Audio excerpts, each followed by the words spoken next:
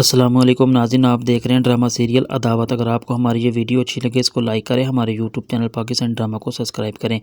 मारिया जो होती है वो बेबी की इन हरकतों की वजह से काफ़ी ज़्यादा परेशान होती है, बल्कि ये सोच रही होती है कि आखिर क्या वजह है जो बेबी घर में आए दिन कोई ना कोई मसले खड़े कर रही है और क्या वजह है जिसकी वजह से वो हमें सबको तंग कर रही है। लेकिन जो अरीबा होती है वो फ़हद की बातों में आ जाती है और फ़हद को अपनी हर एक बात शेयर करती है। लेकिन जो फ़हद होता है वो अरीबा से कहता है कि मुझे ये बताओ कि तुम क्यों ऐसे शख्स के साथ रह रही हो जो शख्स तुम्हारी इज़्ज़त नहीं करता, बल्कि ना ही तुम्हें किसी तरह खुश रखने की कोशिश करता है। जब तुम परेशान होती हो, जब तुम्हारी आंखों में कोई आंसू होता है तो मैं बहुत ज़्यादा परेशान होता हूँ। इसलिए मैं तुम्हें कहता हूँ कि जितनी जल्दी हो सके तुम रेहान से डिवोर्स लो और उसको फ़ारिग करो। आखिर क्यों तुम उसके साथ अपना इतना गुजारा कर रही हो।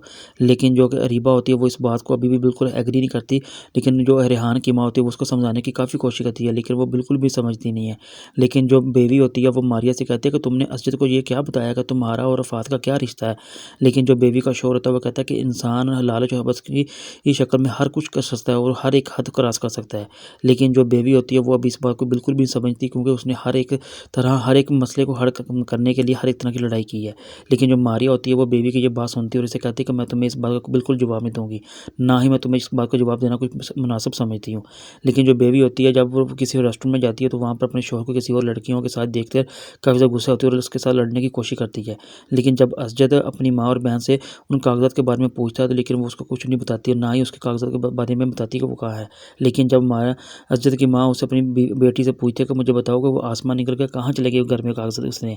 लेकिन वो इस कागजात के बारे में किसी को कोई खबर नहीं होने देती और वो कहती मैंने कागजात कहीं रखे थे, मुझे अभी मिल नहीं रहे, लेकिन जब भी मिलते हैं मैं आपको देती हूँ। लेकिन जब असजद सारी बातों को कन्फर्म करके आता है और आकर अपनी माँ से कहता है कि कागजात ना तो घर में है और ना किसी लॉकर में, क्योंकि आपकी ये लाडली बेटी ने वो घर को बेच दिया है। जब ये बात सब सुनते हैं कि घर को बेच दिया आखिर कैसे, तो जो सी असजद की माँ होती है वो कहती है क्या तुम पागल, तुम सही कह रहे हो। तो असजद जो होता है वो कहता है मैं बिल्कुल इस बात को 100% कन्फर्म कर रहा हूँ। मैंने पता किया कि आपकी ये बेटी जो सी है इसने वो घर बेच दिया, इसलिए वो कागजात बिल्कुल नहीं मिल रहे।